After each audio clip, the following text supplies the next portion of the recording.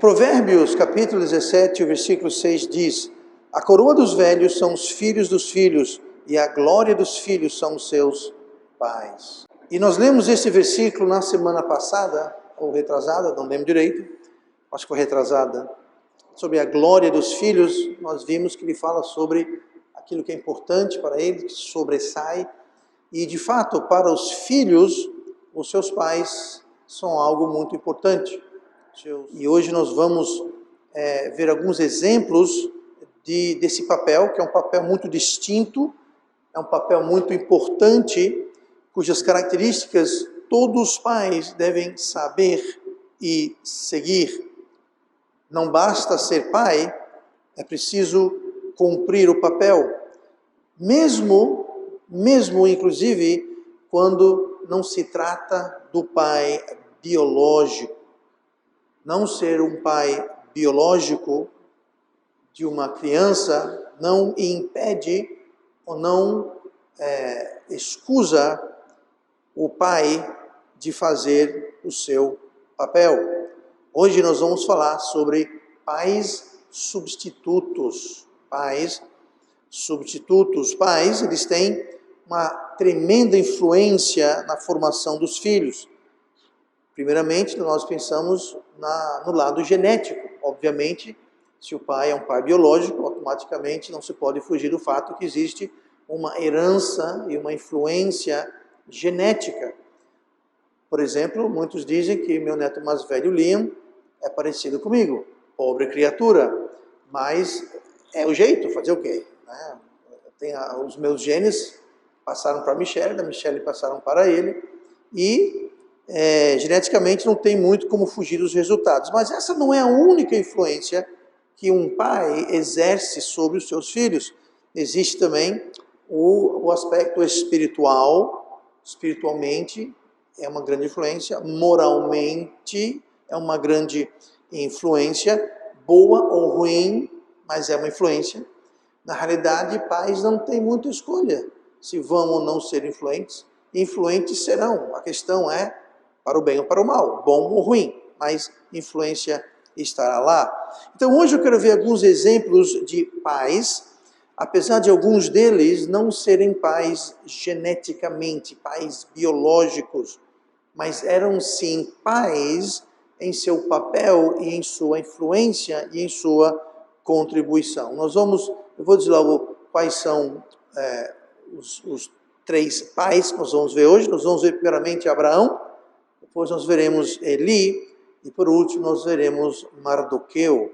Então, quando chegar num que você não gosta, você pode dormir, que alguém te acorda depois quando chegar no seu favorito. Mas de todo modo, vamos começar primeiro com Abraão, que fica em Gênesis 18 e versículo 19. Se você quiser abrir sua Bíblia lá comigo, Gênesis 18, 19, abra lá e você vai ler o seguinte. Isso aqui é Deus falando sobre Abraão, e é interessante que ele não está falando isso para Abraão, ele está falando isso consigo mesmo, e Abraão estava presente. É como alguém fala de você na sua frente, mas não para você, mas sobre você. E diz assim no versículo 19 de Gênesis 18: porque eu o conheço, perdão, deixa eu ler direito, está na Bíblia, vamos ler igual a Bíblia fala. Porque eu o tenho conhecido, e sei que ele há de ordenar os seus filhos e a sua casa depois dele, para que guardem o caminho do Senhor, para agir com justiça e juízo, para que o Senhor faça vir sobre Abraão o que acerca dele tem falado. Então, aqui é Deus falando sobre Abraão, e Deus o chamou, de fato Deus o elogiou de forma eterna, porque está na Bíblia, está aqui na palavra de Deus. Então, está registrado eternamente o que Deus falou. E Deus falou aqui, estava elogiando as capacidades de pai. A gente lê aqui, eu sei que ele há de ordenar os seus filhos e a sua casa. Mas Abraão na palavra de Deus, ele é elogiado, ele é unicamente chamado de algumas coisas. Uma dessas coisas, ele é chamado de amigo de Deus. Não há outro personagem que é chamado de amigo de Deus. Não que o resto são inimigos de Deus, não é isso.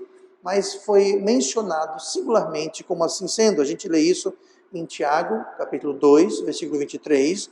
Diz assim: e cumpriu-se a escritura que diz: e creu Abraão em Deus, e foi-lhe isso imputado como justiça, e foi chamado o amigo de Deus. Então, Abraão é chamado por Deus, de amigo dele, amigo de Deus. Deus também chama Abraão de pai de todos os salvos. Se você é salvo, indiretamente, ou não é indiretamente, diretamente, mas de forma bem longínqua, Abraão também é seu pai. A gente lê isso em Romanos 4, versículo 16. Portanto, é pela fé, para que seja segundo a graça, a fim de que a promessa seja firme e a toda posteridade, não somente a que é da lei, ou seja, dos judeus, mas também a que é da fé que teve Abraão, o qual é pai de todos nós. Abraão é chamado de pai de todos. Nós sabemos que Abraão era considerado como pai dos judeus. Aqui ele fala que não somente os que são da lei, ou seja, os judeus, mas também os que é da fé, ou seja, não só o judeu, mas também o gentil que é salvo. E aí, Paulo termina dizendo, o qual, Abraão, é pai de todos nós. Abraão é pai, nosso pai espiritual. Porque se Abraão não tinha o povo judeu, se o povo judeu não tinha Jesus, se Jesus não tinha salvação, nós recebemos Jesus como Salvador, está fechado o elo. É longínquo, mas existe um elo, uma ligação direta, segundo Romanos 14, 16. E no texto que nós lemos aqui em Gênesis 18, versículo 19, além de ser chamado, como nós vimos, amigo de Deus, além de ser chamado pai de todos os salvos, ele também é chamado de um bom pai. Como nós lemos, fala, eu o tenho conhecido e sei que há de ordenar seus filhos e a sua casa depois dele, para que guardem o caminho do Senhor, para agir com justiça e juízo. Esse é o papel principal de um pai. O papel principal de um pai é ordenar os seus filhos e também a sua casa. Agora, o interessante disso é que Deus falou isso de Abraão, é verdade, está aqui, Gênesis 18. Mas quando Deus falou isso de Abraão, que ele iria de ordenar os seus filhos e sua casa, Abraão não tinha filho. Abraão, a casa dele era ele, a sua esposa e os servos, mas ele não tinha filho, não tinha herdeiro. Tinha Ló, o seu sobrinho, mas Ló não era seu filho, Ló era o seu sobrinho. Então, Deus disse isso de Abraão antes de ele ser pai, porque até então ele era tio, mas ele era como um pai para Ló. Ele era de fato um pai substituto. Ló para ele foi como um filho, apesar de ser o seu sobrinho. Lá em Gênesis 18, nós já sabemos que o caráter de Ló já havia sido, a essa altura aqui do campeonato, Gênesis 18 que nós lemos, que Ló tinha vários problemas de caráter. Eles se tornariam mais óbvios, já eram, mas ficariam mais óbvios, mais marcantes, quando ele foi para Sodoma e a retirada dele pelos anjos, aquela coisa toda. Então, ele já tinha demonstrado alguns problemas morais, alguns problemas de caráter, e que só foram confirmados ainda mais adiante. Mas note que Deus disse, e sei que ele há de ordenar. Então, é futuro, ele há de ordenar, ele vai ordenar, ele irá ordenar. Porque, na verdade, ele não tinha ordenado Ló muito bem. Ele não havia sido, para Ló, um bom pai, substituto pai, mas um pai para Ló. Mas por que Deus falou que ele seria? Não, ele não era um bom pai. Porque não tinha filho, mas mesmo sendo pai para Ló, ele tinha uma oportunidade de ser um bom pai, de cumprir um bom papel. Talvez ele não era maturo, não sabemos o porquê, mas sabemos que ele falhou Ló, e não sendo um pai. Ló ficou órfão muito cedo do irmão de Abraão, e Abraão o tomou. E imagino que Abraão, por muito tempo, por não ter filho próprio, ele achava que o seu herdeiro seria Ló. E nós sabemos que Ló então o deixou, foi para Sodoma, separou-se. Sabemos depois disso, ele achava que o herdeiro seria Ismael com Agar, que também não era o caso. Deus falou, não, eu disse que seria a sua semente. Ló não é sua semente. Ismael não é a semente de você e Sara. Então Deus estava aguardando o tempo certo, que para Abraão, é claro, era muito mais tempo do que ele estava gostando de esperar. Mas o resultado de Abraão ser um bom pai, que Deus disse que ele seria e elogiou ele por isso, tem um resultado. Lá em Gênesis 18, versículo 19, seguindo um pouquinho mais o versículo, fala: para que o Senhor faça vir sobre Abraão o que acerca dele tem falado. Então, Deus está dizendo que Abraão vai ser um bom pai, que vai ordenar seu filho e sua casa, e disse para que, como resultado dessa ordenação dos filhos da casa, então fala que Deus então iria fazer vir sobre ele aquilo acerca dele ter falado. E o que seria acerca dele foi falado? O que foi dito acerca dele que Deus faria? Lá em Gênesis 18, versículo 18, ou seja, no versículo anterior, fala assim: visto que Abraão certamente virá a ser uma grande e poderosa nação, e nele serão benditas todas as nações da terra. Então, o fato que Deus iria fazer de Abraão uma grande e poderosa nação, estava dependente dele ser um bom pai. Então, as grandes bênçãos que Deus tem para você e seus descendentes, não é só você e seus filhos, é você, os seus filhos, os filhos dos seus filhos. Nós lemos aqui em Provérbios 17:6, a coroa dos velhos são os filhos dos filhos. Então, aqui está falando de uma grande nação. Abraão, a semente de Abraão, não se tornou uma grande nação durante a vida dele. Durante a vida dele, era Abraão e sua esposa, junto com Ló. Ló saiu fora, entrou Ismael. Ismael saiu fora, entrou Isaac. Mas ele teve um filho. Isaac teve Jacó. Jacó teve os 12 filhos. Mas mesmo assim, dificilmente se vai chamar aquilo de uma grande nação.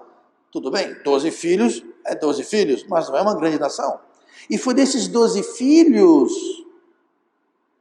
que uma vez no Egito se multiplicaram, aí se tornaram uma grande nação, a ponto de ameaçar a segurança dos egípcios. Eles se sentiram ameaçados com o número que tinham se tornado, que foram expulsos e assim por diante. Então ali se tornaram uma grande nação, mas não foi na vida de Abraão. Abraão não viu essa grande nação. Então existem bênçãos no futuro e nós temos que fazer isso, começar a olhar não apenas para a nossa vida, a vida dos nossos filhos ou dos nossos netos, mas Deus tem grandes bênçãos mais adiante para as gerações futuras, que vai ser dependente de como nós cumprimos os nossos papéis. E para os pais, isso inclui ser aquilo que Deus quer que você seja, que eu seja. É claro que isso vale para a mãe também, vale para todos nós, mas aqui está falando sobre Abraão, o pai. Lá em Gênesis 12, no versículo 1, diz assim: ora, o Senhor disse a Abraão: sai-te da tua terra, da tua parentela e da casa de teu pai, para a terra que eu te mostrarei. E far-te-ei uma grande nação, e abençoar-te-ei, e engrandecerei o teu nome, e tu serás uma bênção. E abençoarei os que te abençoarem, e amaldiçoarei os que te amaldiçoarem, e em ti serão benditas todas as famílias da terra. Aqui a coisa abre de vez. Essa foi a promessa inicial acerca de Abraão. E aqui a gente vê que a bênção não era só apenas para Abraão e sua descendência, para a nação de Israel, mas aqui a coisa vai além, porque está dizendo que todas as famílias da terra serão abençoadas. Impressionante. Então você veja como é longo, como é distante o alcance das bênçãos e dos planos que Deus tem para a gente. Talvez nós não vamos ver isso em nossa vida, não aqui, mas lá do céu nós poderemos olhar. A pessoa já está no céu e você poder olhar para a terra e você ver a sua descendência. Você estará orgulhoso, contente, feliz ou decepcionado, arrependido? Oh, porque eu não fui um pai melhor, porque eu não fui uma mãe melhor, porque eu não fui irmão melhor, porque eu não fui... Pois é. Aquela bênção lá para todas as nações da terra, que vão ser benditas, vai depender do papel do pai que Abraão vai ou não cumprir. E nós sabemos que ele não foi um bom pai para Ló, porque Ló deu problema. E Ismael também tinha alguns problemas, tanto que se tornou um homem, a Bíblia chama ele de encrenqueiro, ele vai estar arrumando confusão com todo mundo. Que, aliás, os descendentes de Ismael são hoje os muçulmanos, que são encrenqueiros, arrumando confusão com todo mundo. Tá? Então, é interessante como a gente pode observar esse longo alcance das bênçãos de Deus. Mas, pelos resultados, nós podemos deduzir que Abraão foi um bom pai para os seus filhos. Por quê? Porque até hoje nós temos a nação de Israel, apesar de todos os apesares. E de alguma forma ou de outra, todas as nações da terra foram abençoadas através do povo de Deus, através dos judeus. Não só pela herança, não só pela parte espiritual, mas se você fazer um estudo sobre as grandes invenções que abençoam e ajudam o mundo moderno até hoje, e no passado também, uma grande parte desses eram judeus ou cristãos. Interessante. A maioria das grandes descobertas científicas, na medicina, em todas as áreas, muitos dos cientistas e descobridores e pesquisadores eram judeus ou cristãos. É impressionante. Então, é algo para a gente sempre estar se lembrando. O mesmo pode ser dito de nós. Pelos resultados, pode-se deduzir se nós fomos bons pais ou não. Abraão não só foi um sucesso como pai para Ló. Realmente, pelo resultado, nós sabemos que deixou muito a desejar. Muito bem, abram comigo para 1 Samuel capítulo 2. Nós vamos ver agora, como eu anunciei antes, sobre Eli. 1 Samuel capítulo 2. No versículo 23 e 24, nós vamos ler, só esperando vocês chegarem lá. Nós sabemos que ele foi quem criou Samuel. Lembrando que Ana, ela havia dedicado Samuel, que ela não tinha filho, então ela fez uma promessa para Deus, um pacto com Deus, e falou: Deus, se você permitir ter filhos, o primeiro filho eu vou dedicar a ti, ele vai servir no templo. E Deus ouviu sua oração, ela teve um filho, teve outros depois também, mas Samuel, o seu primogênito, ela levou para o templo quando ele era novinho e deixou lá. E quem foi o pai para o jovem Samuel foi Eli. Lembrando que Eli tinha filhos. Eli tinha sim os seus próprios filhos, como vamos ver daqui a pouco. Mas no versículo 23 de 1 Samuel 2 diz assim: E disse-lhes, isso aqui é isso aqui é Eli falando com os seus dois filhos. Um era Joel e o outro é chamado Abia. Não era Abia, era o nome dele, Abia. Tá? Enfim, diz assim o versículo 23 de 1 Samuel 2. E disse-lhes: Por que fazeis tais coisas? Pois ouço de todo este povo os vossos malefícios. Não, filhos meus, porque não é boa esta fama que ouço. Fazeis transgredir o povo do Senhor. Aqui nós temos um personagem, Eli, que teve uma certa ambiguidade. Por quê? Porque Eli foi fez o papel de um bom pai para Samuel, e a gente sabe disso pelos resultados. Deus chamou Samuel, lembra aquela história que de noite Deus chamou Samuel, e Samuel pensava que era Eli chamando ele, então ele levantou da cama, foi até lá e falou: Sim, aqui eu estou, o que você quer? Ele falou: Vamos chamar você, vai dormir. Aí de novo Deus chamou, Samuel confuso, foi até ali de noite, ele falou: Eu estou aqui, está me chamando? Eu não estou chamando você. Próxima vez, quando alguém chamar, diga: Fale, Senhor, eu estou ouvindo. E dito e feito, Deus estava chamando Samuel. Mas enfim, então ele fez um bom papel de pai para Samuel. No entanto, ele não fez um bom papel para os seus filhos. E a gente acabou de ler aqui, Eli falando aos seus filhos que eram malévolos. Os seus filhos eram pessoas realmente más. Eles sequer, veja bem, eles sequer eram salvos.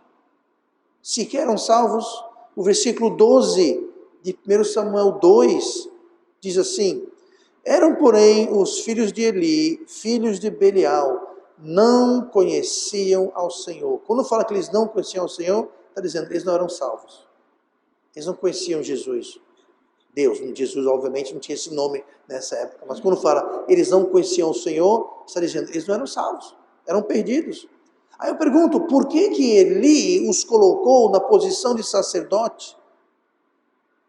Joel e Abia, eles eram sacerdotes, eles desprezavam, eles roubavam, eles profanavam a oferta.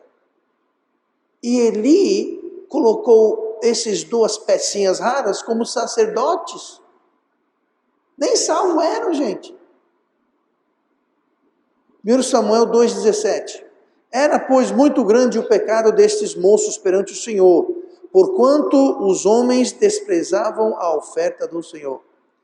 Eles eram tão maus, desprezavam tanto que as próprias pessoas, o povo de Israel, porquanto os homens desprezavam a oferta. Esses porquanto quer dizer, por isso, por este motivo, pelo fato que os filhos dele faziam pecados, muito grande o pecado, era muito grande o pecado que eles cometiam dentro do tabernáculo, perante o altar, junto às ofertas, era tão grande que os homens desprezavam, ou seja, deixavam de fazer as devidas ofertas e obrigações que eles tinham que fazer perante Deus. Eles simplesmente desprezavam aquilo. Por quê? Eles iam lá fazer oferta, e essas duas pecinhas raras aqui faziam coisas horríveis, coisas terríveis.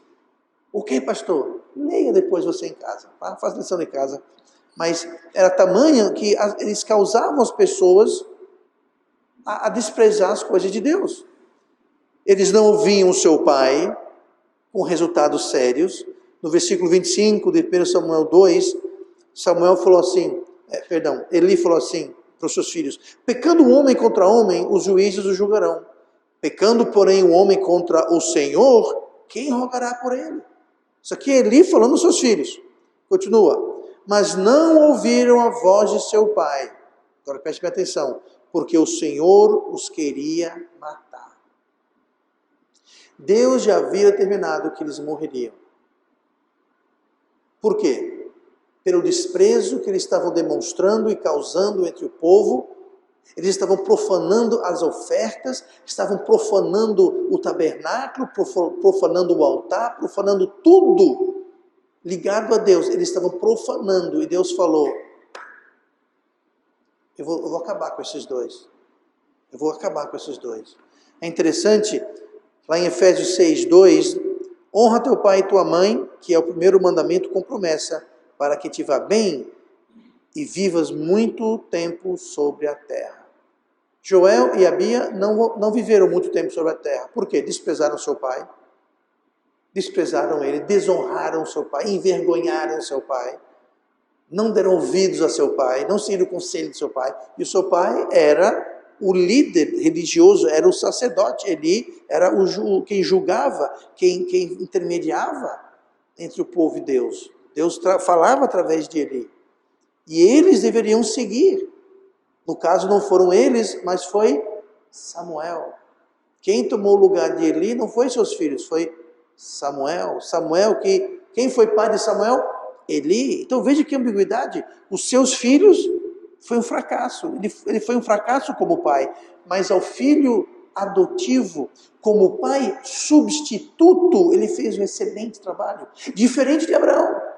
Abraão fez um péssimo trabalho como pai substituto de Ló. Já Eli fez um excelente trabalho como pai substituto de Samuel. Então, não interessa se é pai substituto, se não é, não interessa. Um pai substituto pode fazer um bom papel de pai, como também pode fazer um péssimo papel de pai, mesmo sendo não substituto ou um pai biológico, um pai genético. Agora, note como Deus cobrou de Eli, o pai genético, biológico, de Joel e Abia, como Deus cobrou dele os erros dos filhos. Olha o que fala o versículo 29 do capítulo 2 de 1 Samuel. Agora é Deus falando para Eli.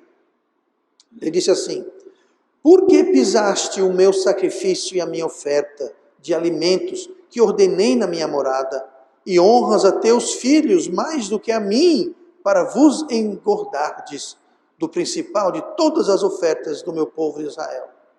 Primeira coisa, os filhos dele, Joel e Abias, estavam roubando da oferta. Eles estavam tirando o que não era devido a eles tirar, ficar. Parte do sacrifício era sacrificado, dedicado a Deus, e parte era para o sacerdote. Eles não queriam conversa, eles queriam ficar com o melhor que tinham, eles queriam ficar com a melhor parte, com o que eles queriam, e as pessoas viam isso e reclamavam. Falaram: vocês não podem fazer isso, eu trouxe o sacrifício, mas essa parte é para ser queimada. Diziam: não, vou queimar coisa nenhuma, eu vou ficar com isso. E sai logo daqui. Aí as pessoas não iam. Aí os homens desprezavam a oferta, não iam. Eu vou lá fazer isso, passar por isso. Então note que eles estavam roubando, mas note no começo do versículo, que Deus cobrou dele. Ele falou: por que pisaste o meu sacrifício? Não era Eli que estava fazendo isso, eram os seus filhos. E a minha oferta de alimentos que eu ordenei na minha casa. O problema é que Eli estava honrando a teus filhos mais do que a mim, disse Deus. Como eu disse, eles não eram salvos, eles tinham péssimo caráter. Por que que Eli colocou eles no lugar do sacerdote? Aí Deus falou: você está honrando o seu filho mais do que a mim. Eles não deveriam estar fazendo isso, eles não deveriam estar nessa posição, eles nem são salvos, mas você os honrou e me desonrou. Eles são os sacerdotes e a minha oferta é desprezada. Deus foi cobrar de Eli pelo erro dos seus filhos. Gente, se Deus cobrou e responsabilizou Eli pelos erros dos filhos, Deus é justo ou injusto? Deus é justo. E se Deus cobrou e responsabilizou Eli pelo erro dos filhos, é porque Eli tinha culpa, responsabilidade. E de fato, pouco tempo depois, houve uma invasão do inimigo na terra, morreu Eli e morreu seus filhos. Ambos. E foi quando Samuel, então, assumiu aquela posição. Mas a cobrança de Eli pelos erros dos filhos deixa bem claro que, ele era responsável, como a gente lê no começo do versículo 29, mas também, isso aqui é ainda mais triste, mas também que Eli estava se beneficiando pelos erros. E honras a teus filhos mais do que a mim, para vos engordardes. Você está honrando eles a mais do que mim, para vocês ficarem mais ricos. Quando falo engordardes aqui, não quer dizer que eles estavam fisicamente ficando mais gordos, apenas. Para vos engordardes, quer dizer que eles estão ficando mais ricos, com mais recursos, com mais, basicamente com isso, com mais. Estava vendo lucro indevido, ilícito. E Eli sabia. E Eli permitia. Sim, ele foi lá, dava puxão de orelha. Sim, ele ia lá e reclamava com os filhos. Mas era só isso, era só. Ele não fez nada. Tem um ditado: quem cala consente. Pois é. E quem não age também consente. Tem um ditado, né? Para que os homens maus vençam, basta que os homens bons não façam nada. Pois é. Ele vai falar: se está em nossa capacidade o poder de fazer o bem, devemos fazê-lo. Aqui Eli tinha a oportunidade de fazer o bem. Falar: vocês dois não vão ser mais sacerdotes. Ao invés disso, ele falar: o que é isso que eu ouço de vocês, meus filhos? Vocês estão fazendo coisas horríveis. Sim, e? Não é nada, continuem aí. Por isso que ele foi censurado. Apesar de ser um pai medíocre, em melhor das hipóteses, aos seus filhos, com Samuel a coisa era diferente. A gente lê no versículo 26 de 1 Samuel 2, e o jovem Samuel ia crescendo e fazia-se agradável assim para com o Senhor, como também para com os homens. Algo muito parecido foi dito sobre Jesus quando ele crescia, né? Ele crescia em graça perante Deus e os homens. Pois é, então Samuel Quem foi o pai para Samuel?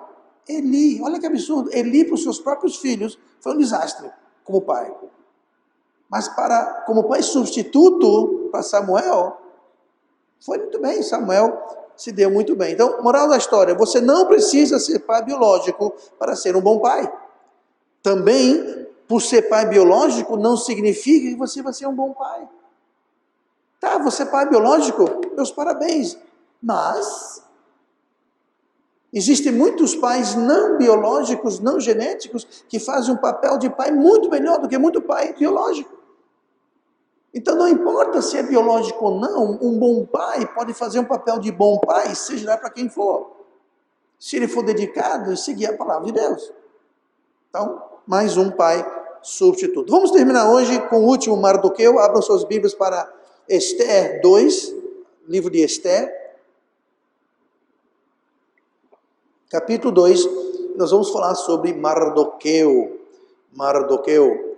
Esther 2, versículo 5, nós lemos assim: Havia então um homem judeu na fortaleza de Suzã, cujo nome era Mardoqueu, filho de Jair, filho de Simei, filho de Quis, homem benjamita, que fora transportado de Jerusalém com os cativos que foram levados com Jeconias, rei de Judá, o qual transportara Nabucodonosor, rei da Babilônia. Basicamente está contando aqui quem era Mardoqueu, de que tribo ele era, que ele foi levado de Jerusalém, quando o povo, Nabucodonosor, os babilônios levaram Judá cativo. Versículo 7. Este criara a Adassa, que é Esther, filho do seu tio, porque não tinha mãe nem pai, e era jovem bela de presença e formosura, e morrendo seu pai e sua mãe, Mardoqueu a tomara por sua filha. Então veja bem, Mardoqueu não era pai de Adassa, que era o nome dela. Esther é o nome babilônio dela. Então, ele não era o pai dela, ele era o primo dela. Veja bem, nós temos Abraão, que foi um pai substituto para o seu sobrinho. Nós temos Eli, que foi um pai substituto para alguém que não era da sua família, Samuel. E nós temos aqui um pai, Mardoqueu, que foi um pai substituto para Adassa ou Esther, que era sua prima. Tá? Então, o que interessa aqui é o papel que ele cumpriu. Não o fato que ele era primo, tio, pai, não interessa. Foi o papel que ele cumpriu. O mais importante de um pai é o papel que ele cumpre. Não se ele é geneticamente, biologicamente o pai da criança. Isso tem uma importância, claro, mas o importante é o papel. E aqui estamos vendo justamente os resultados. Quais foram os resultados? Nós podemos então ver pelos resultados dos filhos de Eli, que ele não foi um bom pai para eles. Nós podemos ver resultado na vida de Ló, que Abraão não foi um bom pai substituto para Ló. Nós podemos ver, no entanto, que Abraão foi um bom pai para os seus filhos e sua descendência, e ordenou sua casa, porque até hoje tem o povo de Israel na terra. Nós sabemos que Eli foi um bom pai para Samuel, porque sabemos que Samuel foi um excelente juiz e sacerdote, que precedeu a época dos reis. Foi ele que ungiu tanto Saul quanto a Davi, os primeiros reis de Israel. Então aqui nós podemos ver, olhando Esther, nós podemos ver a vida de Esther e deduzir se Mardoqueu, primo dela, foi um bom pai substituto ou não. E nós podemos ver isso aqui. Olhe comigo para Esther 2:10. Nós podemos ver que ela, Esther, era obediente a Mardoqueu, seu primo barra pai. Mesmo depois que ela estava dentro do palácio do rei. Ela poderia ter dito: olha, eu estou aqui no palácio do rei, você está aí fora, eu estou aqui dentro, eu não preciso mais obedecer a você. Olha o que aconteceu em Esther 2:10. Esther, porém, não declarou o seu povo e a sua parentela, porque Mardoqueu lhe tinha ordenado que o não declarasse. Mardoqueu falou: olha, você vai lá para dentro. Não diga para ninguém que você é judia. Não diga para ninguém sua parentela, não. Por quê? Eu não vejo problema. Mardoqueu mandou, Esther obedeceu. Ela não estava mais em casa, ela não estava mais debaixo da tutelagem direta de Mardoqueu. Ela tinha saído de casa já, estava no palácio. Mas ela tinha uma característica e o respeito de honrar e obedecer Mardoqueu, o seu pai substituto. Não era o seu pai, era o seu primo, mas era o seu pai substituto. Então nós podemos ver que essa obediência era oriunda da criação e do bom papel de pai que Mardoqueu teve sobre ela. O que mais Esther era? Esther era corajosa e altruísta. Ela pensava nas outras pessoas, ela não pensava em si mesma. Olha o que diz Esther 4 e versículo 16. Isso aqui é ela mandando recado para Mardoqueu. Ela estava no palácio ainda, claro, e ela mandou um recado para o seu primo /pai.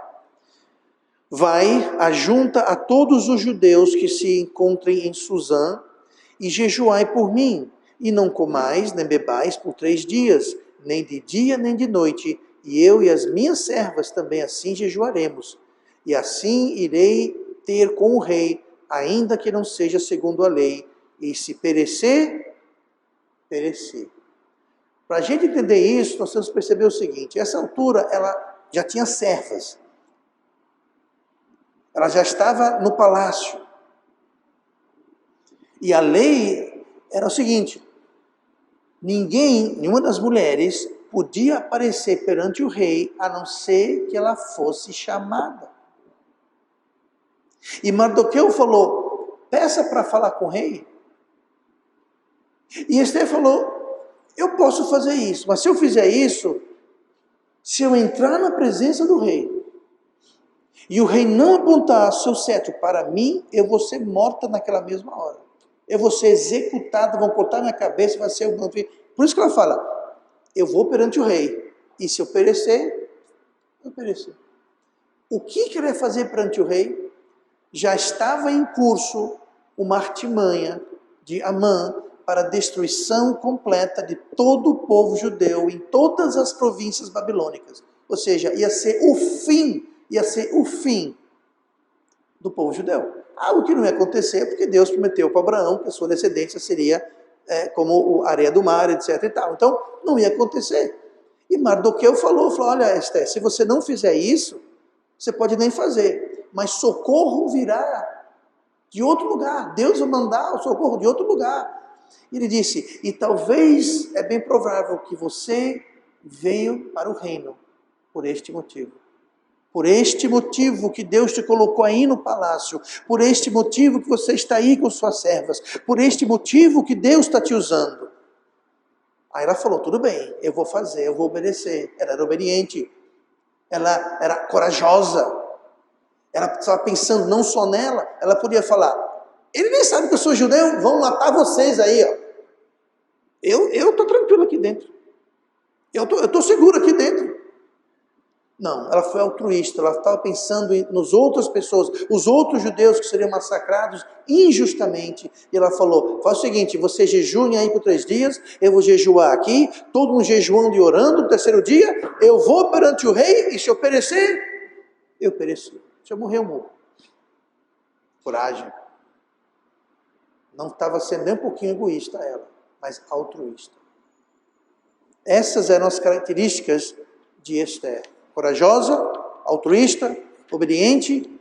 Isso é sinal, isso é resultado do bom papel que Mardoqueu foi um pai para ela. Não era o pai dela, era o primo, mas foi um pai. Foi um bom pai, exerceu o bom papel de um pai. Queira nós podemos, nossos filhos, ver obediência, altruísmo, coragem. Essas coisas não são da carne, não são naturais. Não acontecem por acaso. O homem naturalmente é medroso. O homem naturalmente é egoísta. O homem naturalmente é rebelde. Mas quando os pais criam seus filhos na admoestação e doutrina do Senhor, Deus pode moldar aquele coração. Deus pode mudar aquela pessoa para ser aquilo que ela precisa ser, para cumprir o plano que Deus tem para ela. Tudo está na mão dos pais. Papel de um pai. Resumindo esta noite, já terminando. Abraão criou Ló, seu sobrinho. Foi um desastre. Eli criou Samuel, se saiu muito bem. Seus filhos não. Coloquei errado aqui. Mardoqueu criou esta, sua prima, e nós vimos que ela também se saiu muito bem. Sendo ou não o pai biológico, o papel do pai, a missão para a qual Deus chama os pais, biológicos ou não, é crucial. Todo pai, biológico ou não, deve estar pronto e disposto para cumprir essa missão, essa tarefa que Deus coloca em nossas mãos.